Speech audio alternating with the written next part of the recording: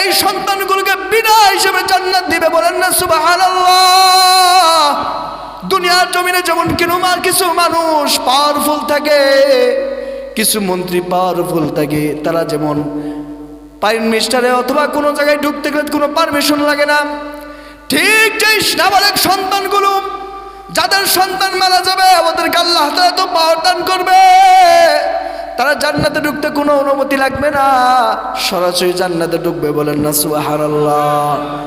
এখন যাদের সন্তান মারা গেছে, তোমরা যদি ধৈর্য দান করতে পারো, চোখের পানি শুধু ছাড়বা, আর চিল্লাইতে পারবে না, বিলাপ করতে পারবে না, আর বলবা আল্লাহ দিয়েছিল নিয়ামত সন্তান, তোমার দেওয়া নিয়ামত তুমি নিয়ে গেছো, আলহামদুলিল্লাহ। তুমি চাইলে আবার দিতে পারো, পারে কি পারে না? আরো জবেন পারে কি পারে না? এরকম ধৈর্য ধারণ যদি করতে পারো, এই সন্তানগুলোকে আল্লাহ তাআলা ইব্রাহিমের কাছে জমা দিবে। ইব্রাহিম পয়গম্বর তাদেরকে শিখাবে, লেখাপড়া শিখাবে। ইব্রাহিম পয়গম্বর তখন এই সন্তান আপনি যেদিন মারা যাবেন, মারা যাওয়ার পর যেদিন আল্লাহ তাআলা বিচার কার্যক্রম শেষ করবে, সন্তানকে বলবে যাও যাও জান্নাতে চলে যাও।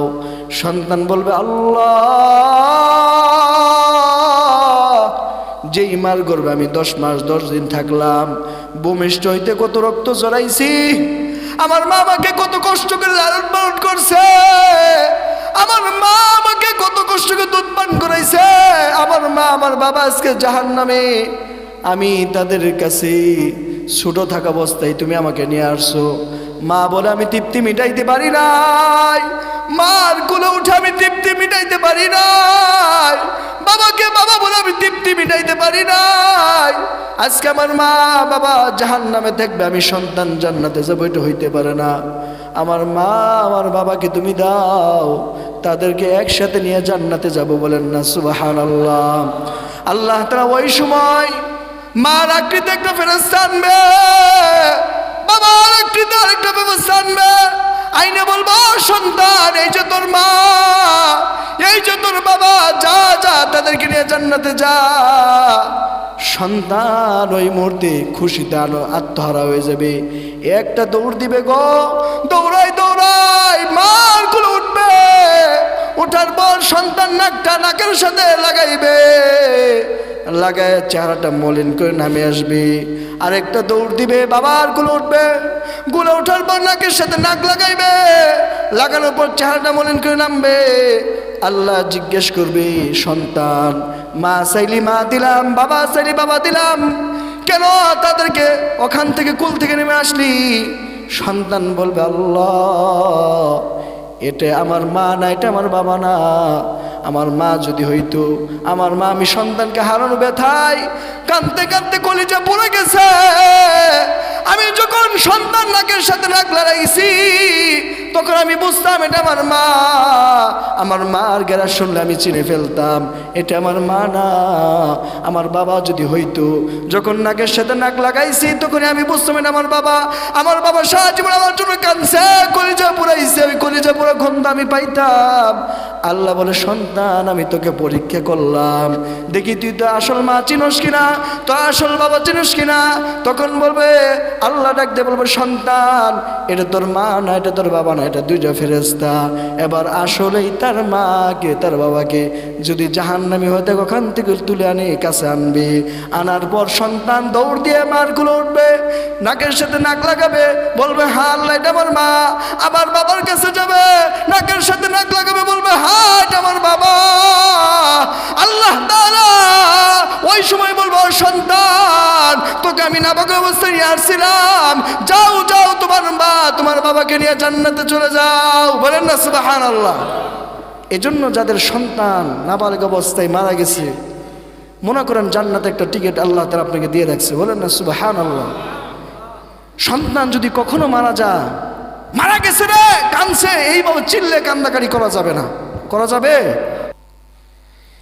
যেই নবীকে আল্লাহ তাআলা দুনিয়ার একটা সময়, একটা মুহূর্ত, আপনি খেয়াল করেন, একটা সময় তাকে উম্মাহানির ঘর অথবা হাতিমে কাবা অথবা কাবা ঘর থেকে নিয়ে বাইতুল মুকাদ্দাস নিয়ে গেছে। যেই বাইতুল মুকাদ্দাসে উটের মাধ্যমে গেলে কেউ কেউ বলছে 1000 কি 1 মাসের পথ। কয় মাসের পথ? 1 মাস সময় লাগে। এই পথটাকে আল্লাহ তাআলা তার হাবিবকে এত দ্রুতগামী একজন বাহনের মাধ্যমে নিয়ে গেল, যেই জায়গায় যাইতে তিনি বিভিন্ন জায়গায় নামাজ পড়লেন, বিভিন্ন নবীর সাথে কথা বললেন, বিভিন্ন দৃশ্য দেখলেন। এগুলো দেখতে সময় লাগে নাই? জোরে আওয়াজ যেমন সময় লাগে নাই? এখানে অনেক গুরুত্বপূর্ণ কথা আছে, এগুলো বোঝার জন্য একটু টান দিলাম। নবী বাইতুল মুকাদ্দাস নামবে, বুরাক দাঁড়ায় গেছে। জিবরাইল ডাক দিয়ে বলতেছে, আল্লাহর হাবিব এখানে আপনি নামেন। নবী নামছে। নামার পর বুরাককে একটা পাথর অথবা বাইতুল মুকাদ্দাসের দেওয়ালের সাথে বাঁধছে রশিতে। নামার পরে দেখে অগণিত মানুষ তাকে স্বাগত জানানোর জন্য দাঁড়িয়ে আছে। তখন আল্লাহর হাবিব মুহাম্মদ সাল্লাল্লাহু আলাইহি ওয়াসাল্লাম জিবরাইলকে ডাক দিলেন, ভাই জিবরাইল, এখানে এত মানুষ, অগণিত মানুষ, এরা কেরা? আমি তো কাউকে চিনি না।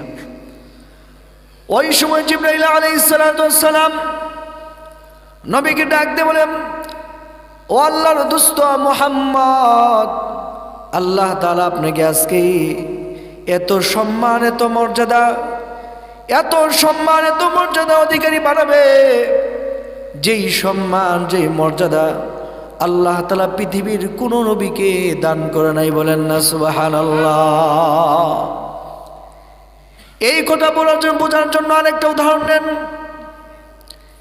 একজন ইহুদি, খ্রিস্টান অথবা বেঈমানের তুলনায় যেমন একজন সাধারণ মুসলমানের মর্যাদা আল্লাহর কাছে অনেক বেশি, একজন সাধারণ মুসলমানের তুলনায় আল্লাহর ওলি, পীর, কুতুব, গাউস তাদের মর্যাদা আল্লাহর কাছে অনেক গুণে বেশি। কথা বলেন ঠিক কিনা? আবার এদের মর্যাদার তুলনায় আল্লাহ তাআলার কাছে আল্লাহর পয়গম্বরের সাহাবী তাদের মর্যাদা আল্লাহর কাছে অনেক বেশি। আবার সাহাবীদের মর্যাদার তুলনায় আদম থেকে শুরু করে ঈসা, রুহুল্লাহ পর্যন্ত সকল নবীদের মর্যাদা আল্লাহর কাছে অনেক গুণে বেশি। কথা বলেন ঠিক কিনা? আবার আদম থেকে শুরু করে ঈসা, রুহুল্লাহ পর্যন্ত আল্লাহর কাছে যেই মর্যাদা, এই 1,00,000 নবীর তুলনায় আমার নবী মুহাম্মদ সাল্লাল্লাহু আলাইহি ওয়াসাল্লাম মর্যাদা আল্লাহর কাছে 1000 কোটি গুণ বেশি মর্যাদা। বলেন না সুবহানাল্লাহ। ওই নবীর উম্মত হইতে পারে খুশি না বেজার? আল্লাহ তাআলা এবার জিবরাইল ডাকতে বলতেছে, হুজুর, এই যে আপনি বাইতুল মুকাদ্দাসের সামনে নামছেন, এতগুলো মানুষ দাঁড়ায় আছে, এরা দুনিয়ার কোনো সাধারণ মানুষ না। এদেরকে আল্লাহ তাআলা আপনার সম্মানে, আপনার ইজ্জতের খাতিরে আল্লাহ তাআলা আদম থেকে শুরু করে ঈসা, রুহুল্লাহ পর্যন্ত যতগুলো নবী, যতগুলো রাসূল, যতগুলো পয়গম্বর পৃথিবীর জমিনে পাঠাইছিলেন, সকল নবীদেরকে আপনার স্বাগত জানানোর জন্য এখানে উপস্থিত করে রাখছে। বলেন না সুবহানাল্লাহ। সম্মান মর্যাদা বেশি না কম? ওই নবীর উম্মত হইতে পারে খুশি না বেজার? আবার সকল নবীরা, সকল রাসূলরা, সকল আম্বিয়া কেরাম আমার পয়গম্বর রাহমাতুল লিল আলামিনদেরকে স্বাগত জানাইলেন, ফুলের তোড়া দিলেন, স্বাগত জানাইতে জানাইতে তাকে বাইতুল মুকাদ্দাসের ভিতরে ঢুকায় দিলেন। আমার পয়গম্বর রাহমাতুল লিল আলামিন বাইতুল মুকাদ্দাসে ঢুকছে। ঢোকার পর তখন একজন আজান দিয়ে দিছে। আজানের পর সকল নবীরা দাঁড়ায় গেছে, কাতার সোজা হয়ে গেছে। কে ইমামতি করবে, কে ইমামতি করবে? আমার পয়গম্বর রাহমাতুল লিল আলামিন পিছে দাঁড়ায় আছে। এবার জিবরাইল নবীকে ডান হাতটা টান দিয়ে ধরছে, ধরে নবীকে নিয়ে সামনে দাঁড়া করে দেয়। সকল নবীরা দাঁড়ায় আছে, এক বাক্যে একটা পলক ফালাই না, কে ইমামতি করবে? নবীর সামনে কোন নবীর দাঁড়ানোর ক্ষমতা আছে? জরুর আছে? আমার পয়গম্বর রাহমাতুল লিল আলামিনের সামনে ইব্রাহিম পয়গম্বরের দাঁড়ানোর ক্ষমতা নাই। আমার নবীর সামনে জলিলুল কদর নবী মুসা কালিমুল্লাহ দাঁড়ানোর ক্ষমতা নাই। আমার পয়গম্বরের সামনে আদম পয়গম্বর শফিউল্লাহ আদম বাশার তার দাঁড়ানোর ক্ষমতা নাই, ইমামতি করবে। কোন নবী দাঁড়াইতে পারে না। সকল নবীরা ইমামতির কাতারে, সকল নবীরা মুসল্লিদের মতো দাঁড়ায় গেছে। কে ইমামতি করবে? আমার পয়গম্বর পিছে দাঁড়ায় আছে। জিব্রাইল হাতটা ধরে টান দিয়ে নে বলে, ও পয়গম্বর, আজকে এমন একটা দিন, আজকের দিনে আপনাকে পিছে ফেলা কোন নবীর সামনে দাঁড়ায় ইমামতি করবে, এই ক্ষমতা আল্লাহ তাআলা কোন নবীকে দান করে নাই। আপনি পয়গম্বর, আপনার একটা নাম আল্লাহ তাআলা দিয়েছে ইমামুল মুরসালিন। বলেন না সুবহানাল্লাহ। আপনি সকল নবীদের ইমাম, আপনি সকল নবীদের নবী, আপনি সকল পয়গম্বরদের পয়গম্বর, আপনার সকল আম্বিয়াদের আম্বিয়া। আজকে আপনার সামনে কোন নবী দ্বারা ইমামতি করবে, আল্লাহ এমন পাওয়ার কোন নবীকে দান করেন নাই। বলেন না সুবহানাল্লাহ।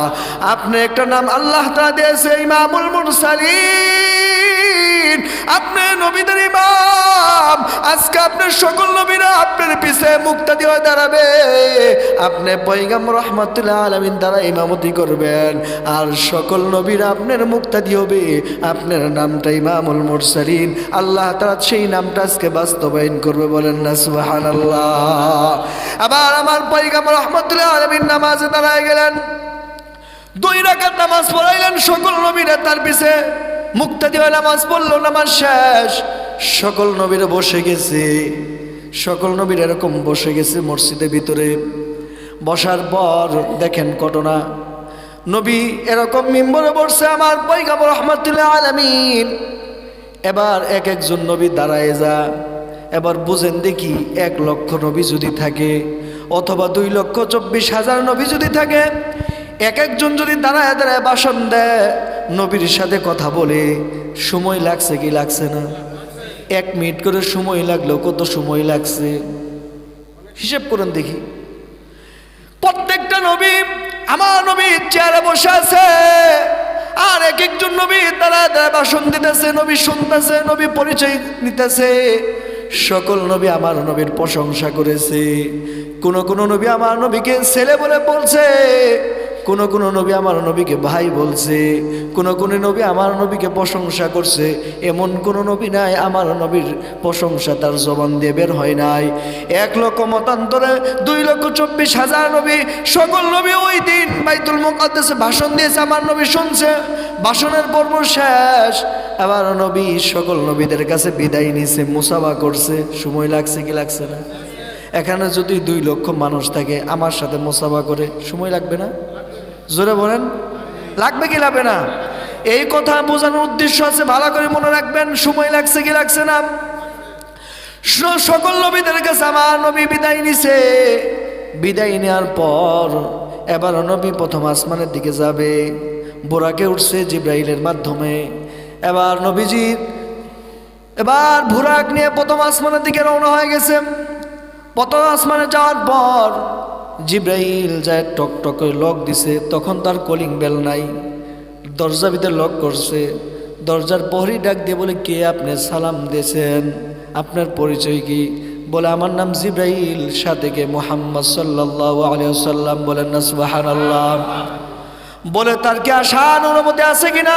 ওই প্রহরী দারোয়ান বলতেছে, প্রথম আসমানের দারোয়ান, তার আসার অনুমতি আছে কিনা? বলে, হ্যাঁ, আল্লাহ তাআলা আজকে নবীকে দাওয়াত দিয়ে তার কাছে নিয়ে যাবে, তার আসার অনুমতি আছে। এখান থেকে বাবাজি আমার শিক্ষণীয় ঘটনা হইল, কারো বাড়িতে যাইতে হইলে অনুমতি লাগবে কি লাগবে না? জোরে আওয়াজ যেমন লাগবে কি লাগবে না? আমার নবী অনুমতি ছাড়া ঢুকতে পারতো কি পারতো না? জোরে বলেন। কেন? আমার নবী তিনি সকল মানুষদের মডেল, তার কাছ থেকে মানুষ শিক্ষা গ্রহণ করবে। অনুমতি ছাড়া কারো বাড়িতে ঢোকা যাবে না। এক মুসলমান আরেক মুসলমানের বাড়িতে যাবে, সালাম দিবে, অনুমতি নিবে, তার বাড়িতে ঢুকবে। ছেলে তার বাবার ঘরে ঢুকবে, মার ঘরে ঢুকবে, সালাম দিবে, তারপর তার বাবার ঘরে ঢুকবে। কেননা মা কোন অবস্থায় আছে, বাবা কোন অবস্থায় আছে, ছেলে জানে না। কথা বলেন ঠিক কিনা? আমার পয়গম্বর এই জন্য আল্লাহ তাআলা নবীর মাধ্যমে শিক্ষা দিল। নবী তখন প্রথম আসমানে ঢুকবে, প্রহরী দরজা খুলে দিছে। ঢুকার পর দেখে অগণিত অসংখ্য ফেরেশতারা ফুলের তোড়া নিয়ে দাঁড়ায় আছে নবীকে স্বাগত জানার জন্য। বলেন না সুবহানাল্লাহ। অগণিত কোটি কোটি ফেরেশতা আমার পয়গম্বর রাহমাতুল আলামিনকে স্বাগত ভাষণ দিলেন, স্বাগত জানাইলেন। নবী ঢুকছে, ঢোকার পর দেখে একজন বৃদ্ধ মানুষ বসে বসে তিনি আল্লাহর তাসবিহ পড়তেছে। নবী যখন গেলেন, যাওয়ার পর নবী সালাম দিলেন। সালাম দেওয়ার পর জিবরাইল বলে, ও আল্লাহর পয়গম্বর, ওই যে বৃদ্ধ মানুষটা বসে, ওটাকে চিনেন নাকি আপনি? নবী বলে, না না চিনি না, ও হইল আদামুল বাশার, উনি আপনার আদি পিতা আদম। বলেন না সুবহানাল্লাহ। এবার আদম আলাইহিস সালামের সাথে আবার সাক্ষাৎ, আবার কথাবার্তা। আদম পয়গম্বর ডাকতে বলে, ও পূর্ণ সন্তান, আমার সন্তানের মধ্যে সবচেয়ে দামি সন্তান তুমি। ও সন্তান, তোমার জন্য দুয়া এবং তোমার জন্য প্রশংসা, তুমি আল্লাহর রাহে চলে যাও। আদম পয়গম্বরের সাথে কথা হইল, মত বিনিময় হইল।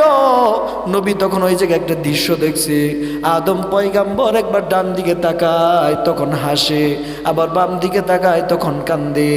জিবরাইলকে নবী আলাইহিস সালাম রাহমাতুল আলামিন ডাক দিয়ে জিজ্ঞেস করে, ভাই জিবরাইল, আদমুল বাশার ডান দিকে তাকায় হাসে, বাম দিকে তাকায় কান্দে, কারণটা কি? তখন জিবরাইল ডাক দিয়ে বলে, আদমের যেই উম্মতগুলো আছে, আদম যেই সন্তানগুলো আছে যারা জান্নাতে যাবে, আল্লাহ তাআলা তাদের রূহগুলো ডান দিকে রাখছে। বলেন না সুবহানাল্লাহ। আদম পয়গম্বর আলাইহিস সালাম যখন ডান দিকে তাকায়, তার পূর্ণমান সন্তানগুলো, তার জান্নাতি সন্তানগুলো, তাদের চেহারা দেখলে আদম পয়গম্বর মুস্কি মুস্কি হাসে। আবার যখন বাম দিকে তাকা, যেই সন্তানগুলো আল্লাহর বিধান মানে নাই, নবীর তরিকা অনুযায়ী চলে নাই, দুনিয়াতে শিরক বেদাত করছে, আল্লাহর সাথে শরীক করছে, ওই সন্তানগুলো রূহগুলো এই বাম দিকে রাখছে, তারা জাহান্নামী। আদম পয়গম্বর তাদের চেহারা দিকে তাকাইলে তিনি কান্দে, কেননা তার সন্তান আর কোনো বাবা সহ্য করতে পারে না তার সন্তান আগুনে জ্বলবে, এই জন্য কান্দে। কথা বলেন ঠিক কিনা? এবার আদম পয়গম্বর আলাইহিস সালামের সাথে সাক্ষাৎ শেষ। আমার পয়গম্বর রাহমাতুল আলামিন বুরাকের মাধ্যমে তৃতীয় আসমানে গেছে। একইভাবে যাওয়ার পর সালাম দিছে। আসমানের প্রহরী জিজ্ঞেস করছে, কে আছে সাথে? বলে, আছে মুহাম্মদ সাল্লাল্লাহু আলাইহি সাল্লাম। বলে, অনুমতি আছে নাকি? বলে, হ্যাঁ অনুমতি আছে। দরজা খুলতেই হাজার হাজার কোটি কোটি ফেরেশতা আমার পয়গম্বরকে স্বাগত জানাইলেন, ফুলের তোড়া দিলেন। ওখানে যে আবার দুইজন নবীর সাথে সাক্ষাৎ। বলেন না সুবহানাল্লাহ। যায় দেখে দুইজন নবী, একজন হইল ইয়াহইয়া আলাইহিস সালাম, আরেকজন হইল ঈসা আলাইহিস সালাম। ঈসা পয়গম্বর আমার নবীকে বাবা বলে সম্বোধন করছে। বলেন না সুবহানাল্লাহ। এখন জিজ্ঞেস করবেন, হুজুর কেন বাবা বলে সম্বোধন করলো? জানা দরকার আছে না নাই? বহু লম্বা ইতিহাস। ঈসা পয়গম্বরের যখন তার কিন্তু বাবা নাই, বাবার ছাড়া আল্লাহ তাআলা পৃথিবীর জমিনে তাকে আনছে। ঈসা পয়গম্বর যখন তার মার গর্ভে আসে, আল্লাহ তাআলা জিবরাইলকে পাঠাইছিলেন, যাও মরিয়মের কামিজটা খুলে তার বুকের ভিতরে ফু দাও। ওই ঈসা আলাইহিস সালাম মার যখন বুকের ভিতরে ফু দিছিলেন, তখন আমার জিবরাইল আলাইহিস সালাম যেই আকৃতিতে ধরছিলেন, ওই আকৃতি আমার নবীর আকৃতিতে আসছিল। বলেন না সুবহানাল্লাহ। নবীর কিছুটা কাজ হয়েছিল। আরেক বর্ণনা আসছে, মরিয়মের বিয়ে হবে জান্নাতে আমার নবীর সাথে। বলেন না সুবহানাল্লাহ। ওই সূত্রে ঈসা পয়গম্বর আমার নবীর সন্তান হবে। বলেন না সুবহানাল্লাহ। এই জন্য বাবা বলে সম্বোধন করছে। যান যান যান পূর্ণ বাবা, আপনার জন্য স্বাগত, আপনার জন্য স্বাগত সকল নবীরে স্বাগত জানাইলো। ঈসা এবং ইয়াহইয়া দুইজনের সাথে মোলাকাত, দুইজনের সাথে কথা বললেন, অনেক কিছু দেখলেন। আবার ওইখান থেকে সাক্ষাৎ করে বিদায় নিয়ে আবার তৃতীয় আসমানে গেলেন। তৃতীয় আসমানে যায় দেখে ইউসুফ বসা। ইউসুফ পয়গম্বরের সাথে সাক্ষাৎ। লম্বা হয়ে যাবে, ঘটনা সংক্ষেপ করলাম। ইউসুফ পয়গম্বরের যেই সৌন্দর্য আছে, দুনিয়ার মানুষ, দুনিয়ার মহিলা ইউসুফ পয়গম্বরের সৌন্দর্য দেখে নিজের হাত কেটে ফেলছিল। কথা বলেন ঠিক কিনা? আল্লাহ তাআলা বলে, ও আমার হাবিব, আপনার উম্মতদেরকে আমি আল্লাহ তাআলা এমন ভাবে জান্নাত দিব, কাউকে কালা রাখবো না, কাউকে ধলাও রাখবো না, কাউকে এইরকম গাল কুসা কুসা থাকবে এরকমও দিব না, কারোর চেহারা ভিতরে কোনো দাগ থাকবে না, কারোর চেহারা ভিতরে সাদা দাড়ি থাকবে না, কারোর চেহারা ভিতরে কোনো দাগ কিছুই থাকবে না। ইউসুফ পয়গম্বরের মতো সৌন্দর্য দান করে আপনার উম্মতদেরকে আমি জান্নাত দিব। বলেন না সুবহানাল্লাহ। আল্লাহ তাআলা এই জন্য ইউসুফ পয়গম্বরকে দেখাইলেন নবীকে। ইউসুফ পয়গম্বরের সাথে কথাবার্তা হইল। তার সাথে কথাবার্তা হইয়া বিদায় নিয়ে আবার তিনি চতুর্থ আসমানে গেলেন। চতুর্থ আসমানে যায় দেখি ইদ্রিস পয়গম্বর বসা, তার সাথেও কথাবার্তা হয়েছে। তার সাথে বিদায় নিয়ে আবার তিনি পঞ্চম আসমানে গেলেন। ওখানে যায় দেখে হারুন আলাইহিস সালাম, তার সাথেও কথাবার্তা বলছে। ওখান থেকে বিদায় নিয়ে তিনি ষষ্ঠ আসমানে গেলেন। ওখানে যায় দেখে মুসা আলাইহিস সালাম, তার সাথেও কথাবার্তা হয়েছে, তার সাথে মতবিনিময় হয়েছে। তার কাছ থেকে বিদায় নিয়ে আল্লাহর পয়গম্বর রাহমাতুল আলামিন সপ্তম আসমানে গেছে। যায় দেখি ওই জায়গায় বাইতুল মামুরের সাথে একজন বৃদ্ধ লোক ট্যাক লাগায় বসে বাচ্চাদেরকে কি জানি শিখায়। বলেন না সুবহানাল্লাহ। বাইতুল মামুর কি জিনিস? দুনিয়াতে যেমন আল্লাহ তাআলা মানুষদের জন্য কাবা ঘর বানাইছে, আল্লাহর গোলামগুলো গুনাহ করবে, পাপ করবে, অন্যায় করবে, জানা অজানা প্রকাশ্য গোপনে অনেক টাইম এমন গুনাহ করে নিজেও জানে না, গুনাহ করতে করতে হাবুডুবু খায়। আল্লাহর কোন গোলাম যদি হালাল টাকা দিয়া, সঠিক টাকা দিয়া যদি হজে যাওয়ার পর বাইতুল্লাহ জিয়ারত করে ওই পাথরটা চুমু দেয়, পাথরের ভিতরে এমন আকর্ষণ রাখছে আল্লাহর গোলামের সমস্ত গুনাহ চুষে নিয়ে যায়। বলেন না সুবহানাল্লাহ। একজন মা সন্তান প্রসব করলে যেমন নিষ্পাপ, তার গায়ে যেমন কোনো গুনাহের দাগ লাগে না, একজন হাজী বাইতুল্লাহ জিয়ারত করলে, ওই পাথরের কাছে চুমা দিলে ওই বাচ্চা যেরকম নিষ্পাপ, ওই বাচ্চার মতো আল্লাহ তাআলা হাজীকে নিষ্পাপ বানায় দেয়। বলেন না সুবহানাল্লাহ। দুনিয়াতে যেমন বাইতুল্লাহ আছে, আসমানের উপর একটা বাইতুল মামুর আছে, ওই বাইতুল মামুরটা হইল ফেরেশতাদের কাবা। বলেন না সুবহানাল্লাহ। ওরে কাদের কাবা? আরো যেমন কাদের কাবা? ফেরেশতাদের কাবা। এখন বলবেন হুজুর ফেরেশতাদের কোনো গুনাহ নাই। জি কোনো গুনাহ নাই, কিন্তু তারা শুকরিয়া স্বরূপ ওখানে তোয়াব করে। বলেন না সুবহানাল্লাহ। এ বাবাজি আমার, এক একজন ফেরেশতা এক একটা তোয়াবে, এক একটা চক্করে 70,000 ফেরেশতা একবার তোয়াব করে। পয়গম্বর বলে এই যে 70,000 ফেরেশতা একবার তোয়াব করলো, কিয়ামতের আগ পর্যন্ত আর কোনোদিন দ্বিতীয়বার সুযোগ পাবে না। বলেন না সুবহানাল্লাহ। তাহলে ফেরেশতা কম না বেশি? বলবেন হুজুর ফেরেশতাদের সংখ্যা কত? কোনো নবীও জানে, কেউ জানে না, একমাত্র আল্লাহ জানে। বলেন না সুবহানাল্লাহ। এবার ওই বাইতুল মামুরের সাথে ফেরেশতাদের কাবার ওই ওয়ালের সাথে একজন ভয়বৃদ্ধ লোক ট্যাগ লাগায়া শিশু বাচ্চাদেরকে কি জানি আল্লাহর প্রশংসা শিখা নবী যায় সালাম দিছে। ওই ব্যক্তি সালাম গ্রহণ করছে।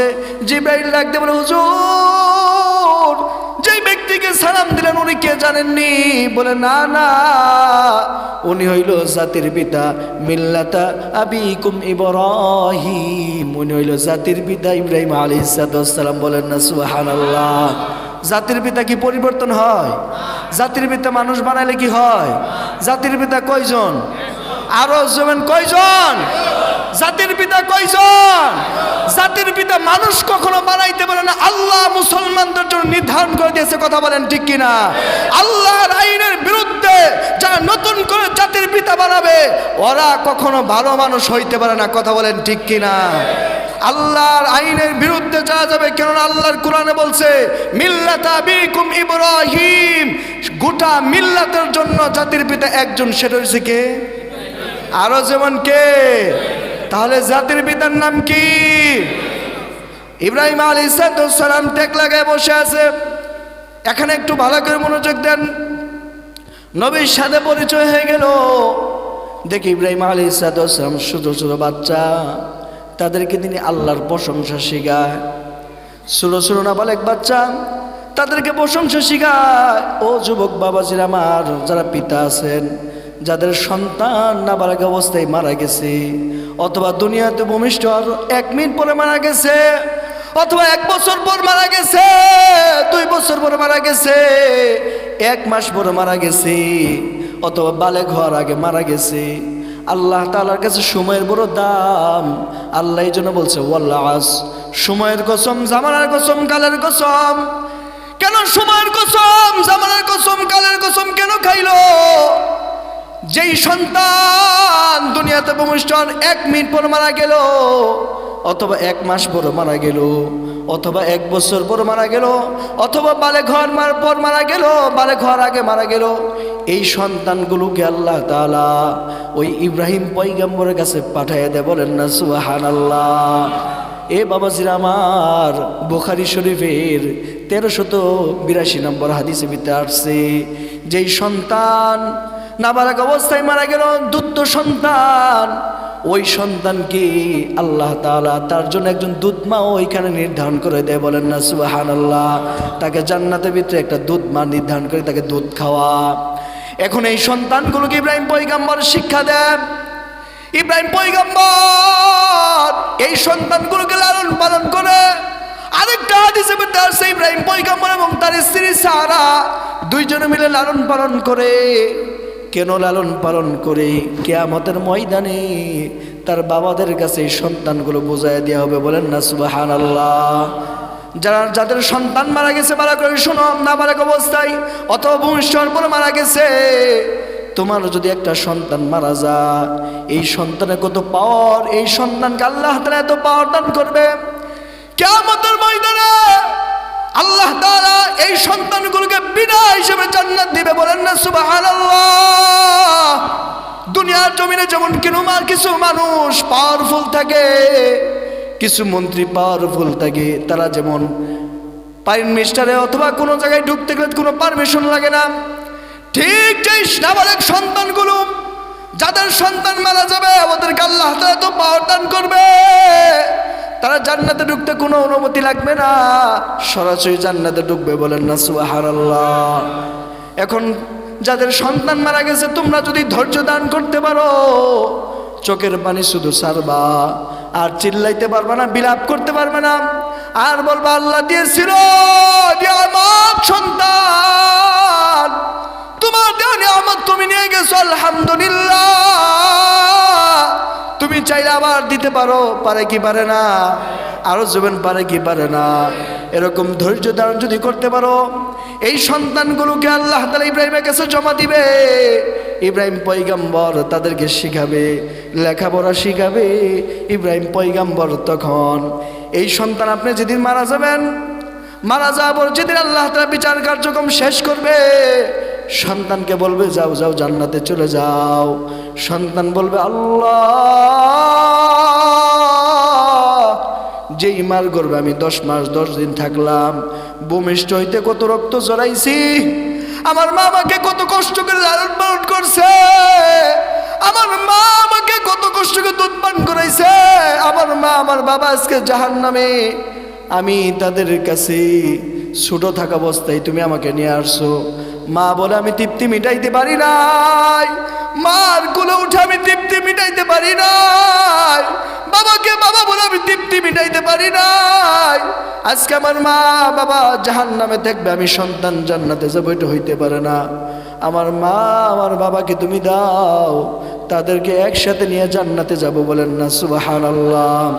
আল্লাহ তাআলা ওই সময় মার আকৃতি একটা ফেরেশতা আনবে, বাবার আকৃতি আরেকটা ফেরেশতা আনবে, আইনে বলবো সন্তান এই যে তোর মা, এই যে তোর বাবা, যা যা তাদেরকে নিয়ে জান্নাতে যা। সন্তান ওই মুহূর্তে খুশিতে আত্মহারা হয়ে যাবে, একটা দৌড় দিবে গো, দৌড়াই দৌড়াই মার কোলে উঠবে, ওঠার পর সন্তান নাকটা নাকের সাথে লাগাইবে, লাগায় চেহারাটা মলিন করে নামে আসবে। আরেকটা দৌড় দিবে, বাবার গুলো উঠবে, গুলো ওঠার পর নাকের সাথে নাক লাগাইবে, লাগানোর পর চেহারাটা মলিন করে নামবে। আল্লাহ জিজ্ঞেস করবে, সন্তান মা চাইলি মা দিলাম, বাবা চাইলি বাবা দিলাম, কেন তাদেরকে ওখান থেকে কুল থেকে নেমে আসলি? সন্তান বলবে, আল্লাহ এটা আমার মা না, এটা আমার বাবা না। আমার মা যদি হইতো, আমার মা, আমি সন্তানকে হারানো ব্যথায় কাঁদতে কাঁদতে কলিজা পড়ে গেছে। আমি যখন সন্তান নাকের সাথে নাক লাগাইছি তখন আমি বুঝতাম এটা আমার মা। আমার মার গেরা শুনলে আমি চিনে ফেলতাম এটা আমার মা না, আমার বাবা যদি হইতো। যখন নাকের সাথে নাক লাগাইছি তখন আমি বুঝতাম এটা আমার বাবা। আমার বাবা সারা জীবন আমার জন্য কাঁদছে, কলিজা পুরাইছে, ওই কলিজা পুরা গন্ধ আমি পাইতাম। আল্লাহ বলে, সন্তান আমি তোকে পরীক্ষা করলাম, দেখি তুই তো আসল মা চিনস কিনা, তো আসল বাবা চিনস কিনা। তখন বলবে, আল্লাহ ডাকতে বলবে, সন্তান এটা তোর মা না, এটা তোর বাবা না, এটা দুইটা ফেরেশতা। এবার আসলেই তার মাকে তার বাবাকে যদি জাহান্নামী হতে ওখান থেকে তুলে আনে কাছে আনবে। আনার পর সন্তান দৌড় দিয়ে মার গুলো উঠবে, নাকের সাথে নাক লাগাবে, বলবে, হ্যাঁ আল্লাহ এটা আমার মা। আবার বাবার কাছে যাবে, নাকের সাথে নাক লাগাবে, বলবে, হ্যাঁ এটা আমার বাবা। আল্লাহ তাআলা ওই সময় বলবো, সন্তান তোকে আমি নাবালক অবস্থায় নিয়ে আসছিলাম, যাও যাও তোমার মা তোমার বাবাকে নিয়ে জান্নাতে চলে যাও। বলেন না সুবহানাল্লাহ। এজন্য যাদের সন্তান নাবালক অবস্থায় মারা গেছে, মনে করেন জান্নাতে একটা টিকিট আল্লাহ তাআলা আপনাকে দিয়ে রাখছে। বলেন না সুবহানাল্লাহ। সন্তান যদি কখনো মারা যায়, মারা গেছে রে কানছে, এইভাবে চিল্লে কান্দাকারি করা যাবে না। করা যাবে?